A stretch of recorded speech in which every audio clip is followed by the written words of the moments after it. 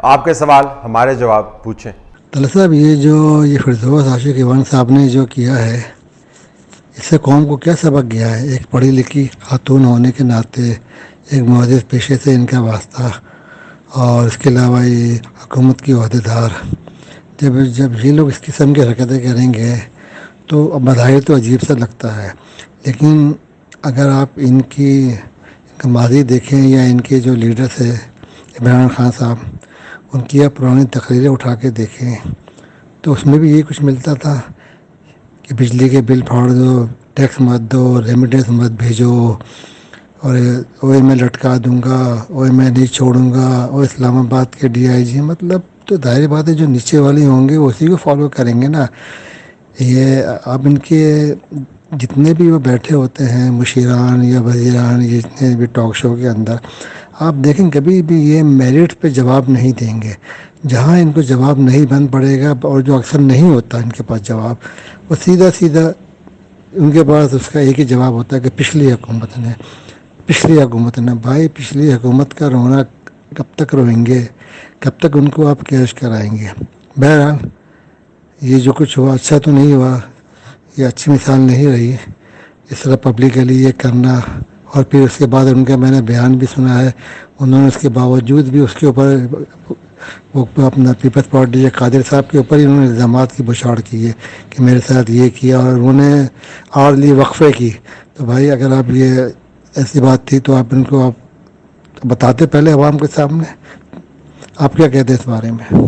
جی، جو اس کے اوپر اخلاقی ایشو ہے وہ تو میں نے آپ کو بتا دیا ایس ٹی ایچ کے اندر واضح انداز سے، میرے خیال میں اس سے بڑی بد اخلاقی ہو ہی نہیں سکتی۔ پھر آپ وضاحت کے طور پر یہ بھی بتا رہی ہیں جی کہ کس طرح اس نے آپ کے مرحوم باپ کو گالیاں نکالی اور بد زبانی کی۔ مطلب یہ کہ اگر انہوں نے کی ہے جو کچھ کیمرے پہ ہے تو پھر ان کو بھی ہم کنڈیم کرتے ہیں نا، ہم تو مذمت کرتے ہیں ان کی، لیکن صاف زبان کے جو سفراء ہیں اس میں محترمہ کا نام تو بالکل نہیں آتا۔ اور یہ بھی میں آپ کو بتا دوں کہ وزیر اعظم صاحب بڑے خوش ہیں کہ انہوں نے تھپڑ رسید کیا ہے۔ وہ کہتے ہیں کہ یہ جو میرے منسٹر ہیں وہ برگر ٹائپ منسٹر ہیں، اصطلاح میں آپ کے سامنے یوز کر رہا ہوں، برگر ٹائپ منسٹر ہیں، یہ رانا ثناء اللہ ٹائپ کے بندوں کو ٹیکل کرنے کے لیے نہیں ہے، لہٰذا ہم نے عاشق کوان جیسے ہتھیار جو ہے وہ رکھے ہیں، وہ ویپنز کہتے ہیں ان کو۔ تو ویپن کل چل گیا، پھر بڑے بڑے ٹھس ہو گیا، اور پھر اس کے بعد اتنا بڑا ہنگامہ ہو گیا۔ اس کے اوپر جاوید چودھری صاحب نے مجھے ایک بھیجی ہے اپنی طرف سے، اب میں وضاحت اس کو نہیں کہوں گا، لیکن ان کا جو پرسپیکٹیو ہے کہ ہوا کیا، کیونکہ وزارہ وہاں پہ موجود تھے، وہ میں آپ کو سنوا دیتا ہوں تو اس سے مزید چیزیں واضح ہو جائیں گی۔ شاہ صاحب السلام علیکم، کیا حال ہے آپ کا؟ ٹھیک ٹھاک ہیں؟ میں نے آپ کا یہ وی لاگ دیکھا ہے اور ٹھیک ہے، بہت اچھا ہے، مزے کا ہے، آپ نے بڑا زبردست تجزیہ کیا ہے ایز یوزول جیسے آپ کرتے ہیں۔ کچھ فیکٹس ہیں جو میں آپ کے سامنے رکھنا چاہ رہا ہوں، میرا خیال ہے وہ شاید آپ اگر مجھ سے پوچھ لیتے یا میرے پروڈیوسر سے پوچھ لیتے تو آپ کو پھر اس کا زیادہ پتہ چل جاتا۔ پہلی بات تو یہ ہے کہ یہ جو آرگومنٹ اور لڑائی ہوئی ہے یہ پہلی بریک کے بعد ہوئی، یعنی پہلے مونولاگ تھا، مونولاگ کے بعد جب ہم بریک سے واپس آئے، گیسٹوں کا تعارف ہوا، تو پہلا جو ہمارے پروگرام کا حصہ تھا اس کے اندر ایک ہیٹڈ ڈیبیٹ ہوئی، اور وہ آپ اگر کہتے ہیں تو وہ بھی اب تو ہے سوشل میڈیا پہ ساری، وہ جب ہوئی تو اس میں نے ان کو روکا، نہیں رکے یہ، اور میں نے پھر بریک لے لی۔ جو آپ جیسے جو سینئر لوگوں سے میں نے سیکھا ہے کہ جب اس قسم کی بدتمیزی ہو رہی ہو تو بریک سب سے بیسٹ آپشن ہے، بریک لی۔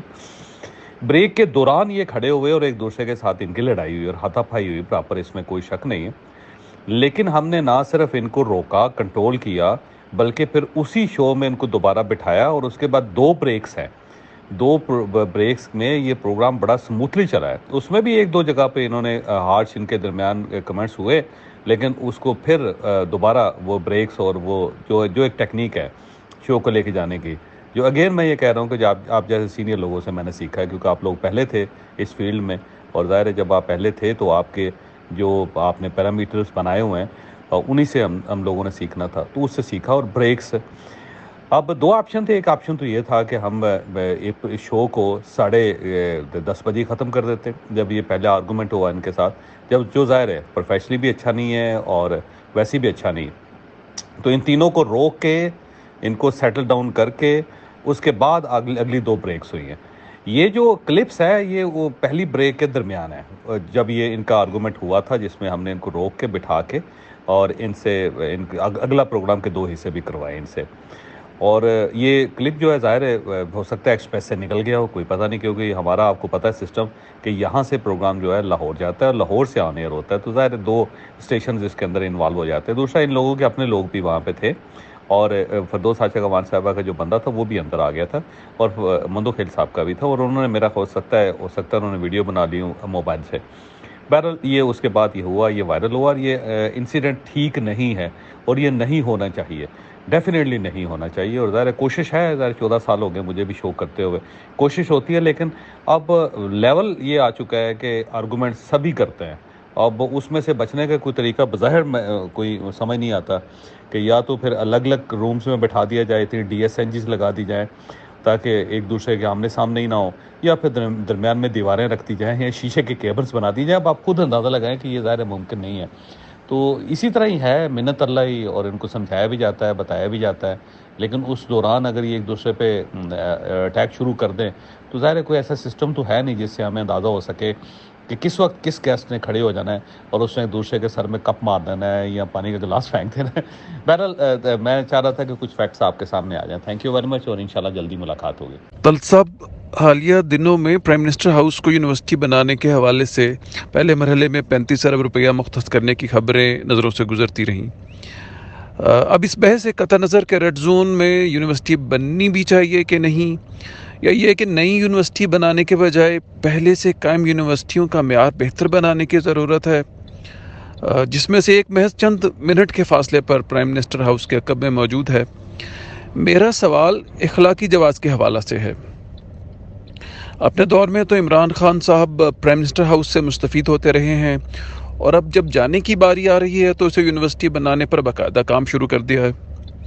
یعنی اپنے ایک فیصلے سے اپنے آپ کو نہیں بلکہ بعد میں آنے والے وزرائے اعظم کو پابند کر رہے ہیں. اگر خان صاحب اس قدر انقلابی تھے تو اپنے ابتدائی دنوں میں اس پر عمل کر گزرتے. ویسے بھی یہ ہاؤس ان کی ذاتی ملکیت نہیں، ایک قومی انسٹیٹیوشن ہے، اور ہر ملک میں اس کی ایک سمبولک ویلیو اور آنر ہوتی ہے. کوئی اسے پسند کرے نہ پسند کرے، اسے قائم رکھا جاتا ہے. میری خان صاحب سے گزارش ہوگی کہ اس ہاؤس کو یونیورسٹی بنانے اور اس کی پرانی گاڑیوں اور بھینسوں کو بیچنے جیسے سطحی اقدامات کے بجائے گورننس کے سنجیدہ مسائل پر توجہ دیں. طلعت صاحب، آپ سے گزارش ہے کہ آپ اس معاملے کے اخلاقی جواز پر روشنی ڈالیے. شکریہ. جی، جو یونیورسٹی کا ایشو ہے نا جی، وہ میں آپ کو بتا دوں کہ بالکل آپ نے صحیح کہا. جب آپ نے یونیورسٹی بنانی تھی تو پہلے 90 دن کے اندر یہ بہت سارے کام ہو جاتے ہیں جن کو آپ بگ انیشیٹیوز کہتے ہیں. دنیا بھر کے اندر 90 دن کو خاص کٹ آف پوائنٹ نہیں ہے، لیکن 90 دن کے اندر آپ نے جو کام کرنا ہوتا ہے، جو آپ نے زمین میں سے دودھ نکالنا ہوتا ہے وہ نکال لیتے ہیں، جو آپ نے نہریں کھودنی ہوتی ہیں وہ آپ کھود لیتے ہیں. سارے کام 90 دن میں نہیں ہوتے، لیکن بنیاد رکھ دیتے ہیں. تو اگر آپ نے اس کو یونیورسٹی بنانا تھا تو پھر آپ 3 سال یہاں سے مستفید کیوں ہوئے؟ آپ نے عملاً جو ہے 3 PM ہاؤس رکھے ہوئے ہیں. بنی گلا بھی PM ہاؤس ہے، یہ PM ہاؤس بھی ہے، اور اس کے متبادل جو PM ہاؤس ہے وہ بھی PM ہاؤس ہے. تو ایک کو آپ نے ختم کرنا تھا، 3 آپ نے بنا دیے. میں آپ سے بالکل اتفاق کرتا ہوں. اور یہ میں آپ کو بتا دوں، یہ جو PM ہاؤس کے نام کے اوپر تصویریں چلتی ہیں، یہ سیکریٹریٹ کی تصویر ہے. وہ جو آپ کو بڑے بڑے گنبد والی، بہت ساری کھڑکیوں والی ایک بہت وسیع بلڈنگ نظر آتی ہے، وہ PM سیکریٹریٹ ہے، جس کے اندر ابھی بھی آفسز موجود ہیں. جس کے اتنے بڑے سیکریٹریٹ کی تک بنتی نہیں ہے، لیکن اس کے اوپر کوئی بات نہیں کرے گا، وہاں پہ بیوروکریٹس بیٹھتے ہیں. یہ جو PM ہاؤس ہے، اس کے جو لانز ہیں وسیع و عریض ہیں، لیکن اس کا جو کورڈ ایریا اگر آپ دیکھیں جس کے اندر رہائش پذیر لوگ ہوتے ہیں وہ بہت محدود ہے ایز کمپیئر ٹو جو سیکریٹریٹ کا ہے. تو ظاہر ہے آپ نے اگر یہاں پہ یونیورسٹی بنانی ہے تو آپ کو پھر باقاعدہ تعمیر کرنی پڑے گی نا. پھر ایسے بنے بنائے کمرے نہیں ہیں. تو لوگ عموماً وہ جو گنبد والی بلڈنگز دکھاتے ہیں وہ PM سیکریٹریٹ کی بلڈنگ کو کنفیوز کر دیتے ہیں PM ہاؤس کے ساتھ. وہ PM ہاؤس نہیں ہے. اور ریڈ زون کا ایشو بھی آپ کے سامنے ہے. لیکن چونکہ انہوں نے اپنی طرف سے ایک لیگیسی بنانی ہے کہ میں نے یہ کام کر دیا، آرام سے مستفید بھی ہوئے، اور اس کے بعد ان کو آگے معاملات کو بھی دوسرے لوگوں کے لیے کمپلیکسٹی کے ساتھ چھوڑ گئے. السلام علیکم طلعت صاحب، میرا نام نعمان ہے، میں لاہور سے بلانگ کرتا ہوں. میں آپ کا پروگرام دیکھ رہا تھا کہ حامد میر کی معذرت کے حوالے سے. سر، پچھلے کچھ دنوں سے آپ کو نواز شریف پہ بہت غصہ ہے. شاید وہ صحیح بھی ہے کہ وہ جو انہوں نے سٹینڈ لیا وہ اس سے بیک فٹ پہ جا رہے ہیں، یا وہ ایک ڈیل لینے کی کوشش کر رہے ہیں، یا وہ دکھا کچھ رہے ہیں اور کر کچھ رہے ہیں.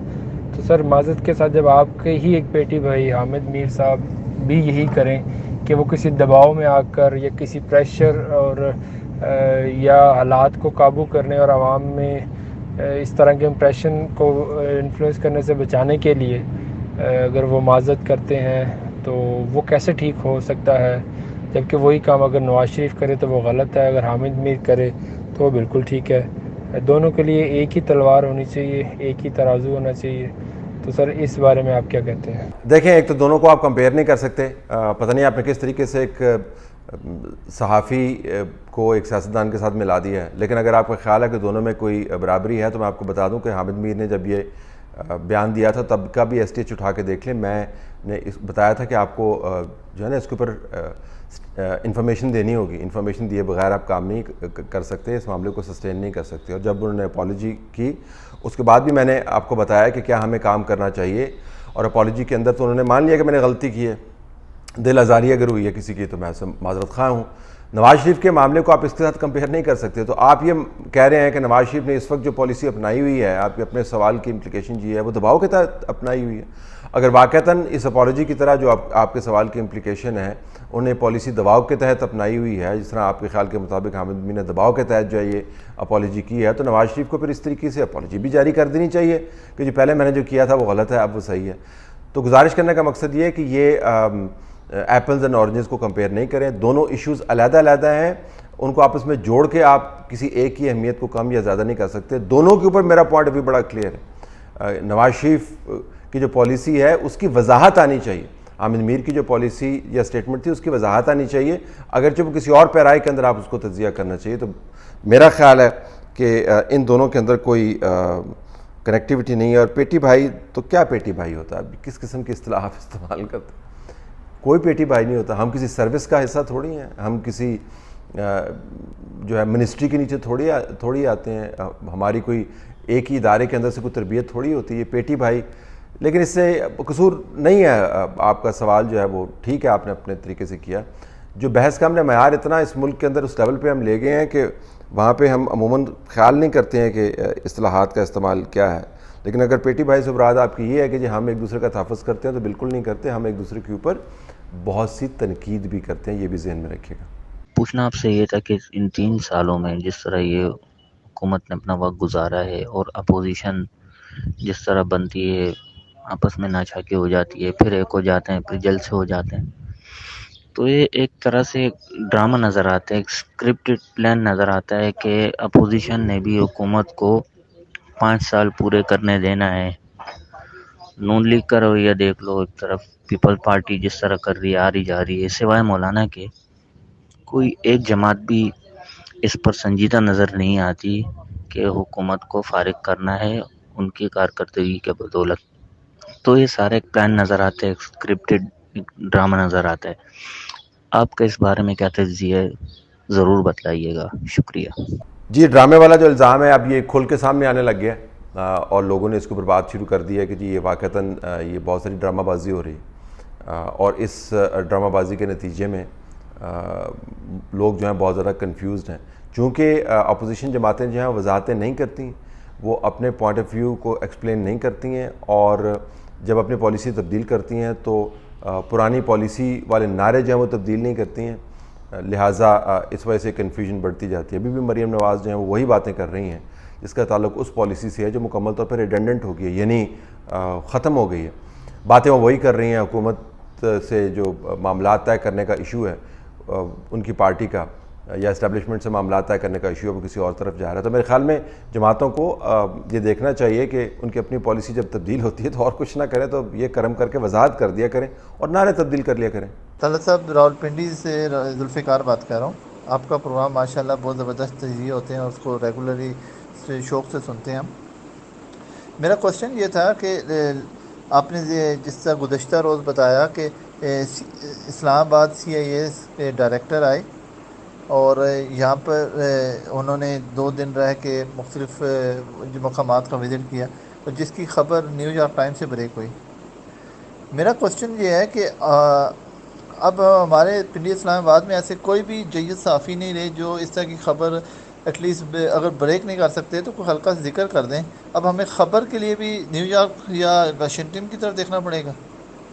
یہ ہماری نالائکی ہے یا ہمارے ماحول ایسا بن چکا ہے کہ یہاں پہ خبر ملتی نہیں ہے؟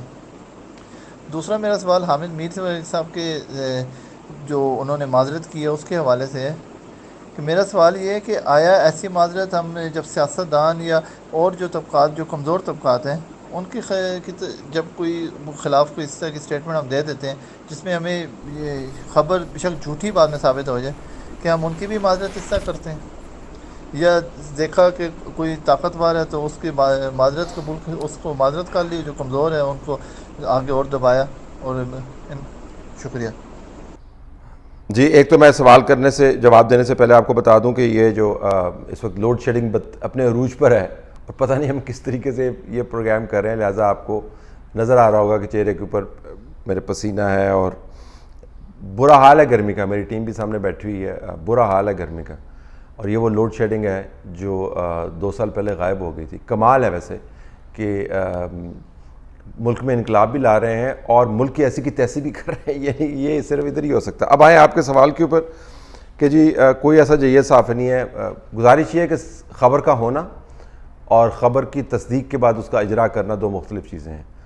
خبر ہم کو تھی، اس کو کوئی تصدیق نہیں کر پا رہا تھا، تو میرا مدعا یہ نہیں ہے کہ ہمیں پتہ نہیں چلا، کانوں کان خبر نہیں، یہ بندہ آیا اور چلا گیا۔ نیو یارک ٹائمز کے کیس کے اندر یہ ہوا کہ انہوں نے جب آفیشل سے رابطہ کیا تو آفیشل نے اس کو کنفرم کیا۔ خبریں ہوتی ہیں لیکن خبر جب تک مصدقہ نہیں ہو تب تک، یعنی تصدیق ایک آدھ سورس سے جب نہ ہو جائے، یا 2 سورسز ہمیں چاہیے ہوتے ہیں، لیکن ان کیسز کے اندر اگر ایک ہی سورس مستند ہے تو چلا دیتے ہیں، یہ کہتے ہوئے کہ جی دوسری طرف کا پوائنٹ آف ویو جو ہے اویلیبل نہیں تھا۔ اس کیس میں اس کی جو ہے نا یہاں سے کوئی بات کرنے کو تیار نہیں تھا، کوئی اسٹیٹمنٹ دینے کو تیار نہیں تھا۔ وہ تو جب میں نے ٹویٹ کیا تو اس کے بعد انہوں نے پھر بتانا شروع کر دیا جی کہ اس طریقے سے آئے تھے اور گھوم پھر رہے تھے۔ تو ہم ان سے یہی کہتے ہیں کہ بھئی امریکی صحافی جو ہے اس کو جب سنگن ہوتی ہے تو اس کے پاس 3-4 جگہیں ہیں جانے کو، اور وہاں سے لوگ اس کو بتا دیتے ہیں، اور پھر یہ آپ کم از کم یہ کہہ دیتے ہیں نو کمنٹ، تو نو کمنٹ بھی ایک طرح کا کمنٹ ہی ہوتا ہے۔ ہمارے یہاں پہ تو کوئی بات ہی نہیں کرتا، ایسی خاموشی کے ساتھ بیٹھ جاتے ہیں، لہٰذا خبر چلانا پاکستان کے اندر بہت مشکل ہے۔ آپ صرف اپنے رسک کے اوپر کر سکتے ہیں، اور بعض خبروں کے اوپر ہم پھر وہ رسک نہیں لیتے، یہ وجہ تھی۔ یہ نہیں ہے کہ امریکہ کے اندر جو ہے وہ کوئی بڑا زبردست کام ہو رہا ہے اور یہاں پہ نہیں ہو رہا۔ السلام علیکم طلعت، فرح چودھری بول رہی ہوں USA سے۔ حامد میر نے معافی مانگ لی، بہت اچھا کیا۔ میں یہ کہنا چاہتی ہوں آپ کے پلیٹ فارم کے تھرو کہ ہم پاکستانی عوام کو وہ مناظر یاد ہیں مارشل لا لگنے کے، اور ابھی جو جسٹس شوکت صدیقی نے بتایا ہے کہ جو بھی سچویشن انہوں نے انفولڈ کی ہے، میرا سوال مقتدر حلقوں سے یہ ہے کہ کیا عزت اور احترام کا حق صرف انہی لوگوں کے پاس ہے؟ کیا صرف وردی پہن کر ہی عزت اور احترام ہوتی ہے؟ کہیں یہ لوگ بھی تھوڑا سا سوچیں اور معافی مانگیں، کیا انہوں نے کبھی ٹرانسگریس نہیں کیا؟ تو میرا خیال ہے کہ دس از ہائی ٹائم کہ ان لوگوں کو بھی تھوڑا سا سوچنا چاہیے اور تھوڑا سا روم کریٹ کریں تاکہ باقی لوگ بھی جو ہیں وہ عزت کے ساتھ اس معاشرے میں رہ سکیں۔ بہت شکریہ۔ جی بالکل، عزت سب کی ایک جیسی ہے۔ سیاستدان کی عزت بھی آئین کے تحت وہی ہے جو جج کی عزت ہے، اور ایک جرنلسٹ کی، عام شہری کی عزت بھی وہی ہے جو ایک جج کی ہے، جرنیل کی ہے۔ وردی پہننے سے کوئی معتبر نہیں ہو جاتا، اور نہ ہی جس کے پاس وردی نہیں ہے وہ کوئی جو ہے کمتر انسان بن جاتا ہے، کمتر شہری بن جاتا ہے۔ یہ ہم نے خود مائتھولوجیز بنائی ہوئی ہیں، اور وردیاں تو پھر بہت ساری ہیں، پھر نیوی بھی ہے، پھر ایئر فورس بھی ہے، پھر FC بھی ہے، پھر لیویز بھی ہے، پھر پولیس بھی ہے۔ سارے لوگوں نے وردیاں پہنی ہوئی ہیں، تو پھر وردیوں کے اندر بھی ہم تفریق کرنے لگ جائیں۔ تو ایک تو یہ گزارش ہے کہ وردی پہننے کا حب الوطنی کے ساتھ کوئی تعلق نہیں ہے کسی قسم کا، اور اگر یہ خیال ہے کہ ایک خاص قسم کا رنگ اگر آپ نے پہن لیا ہے تو آپ کا رتبہ اونچا ہو گیا، کم از کم آئینی طور پر یہ بات درست نہیں ہے۔ حقیقتاً کیا ہوتا ہے میں اس میں نہیں جاتا، حقیقت آپ بہتر سمجھتے ہیں پاکستان کے اندر جو صورتحال بنی ہوئی ہے، لیکن میں آپ کو بتا رہا ہوں کہ یہ آئینی طور پر اس کی کوئی منطق نہیں ہے، اور میں بالکل آپ سے اتفاق کرتا ہوں کہ آپ نے کم از کم اف نتھنگ ایلس یہ تو ضرور کریں کہ لوگوں کو یہ سپیس اویلیبل کر دیں کہ ہر کوئی اپنی عزت کو بچا کر اور اپنا کام کر پائے۔ لیکن اگر یہ رویہ بن گیا کہ ہماری عزت آپ سے زیادہ ہے تو پھر تو کوئی بھی اس کو برداشت نہیں کرے گا، کہیں نہ کہیں آپ آ کر لوگ پھٹ پڑتے ہیں اور اس کے نتائج نکلتے ہیں۔ دوسری طرف میں یہ بھی بتا دوں کہ جہاں پر غلطیاں ہوتی ہیں صحافیوں سے ان کو مان بھی لینی چاہیے۔ ہمارے شعبے میں تو بڑا اہم پہلو ہے، جب آپ غلطی کرتے ہیں تو اس کا کوریجنڈم جو ہے آپ آفر کر سکتے ہیں۔ تو یہ میں آپ کو بتا دوں کہ پاکستان کے اندر جو اس وقت صورتحال بنی ہے اس کے اندر ہمیں حقائق کے ساتھ بالکل جڑ کے چلنا ہے اور آراء کو بڑی تدبیر کے ساتھ بیان کرنا. تو یہ بھی ہمارے ذہن میں ہونا چاہیے. حالات کو اتنے موافق نہیں ہیں جتنے سمجھے جاتے ہیں.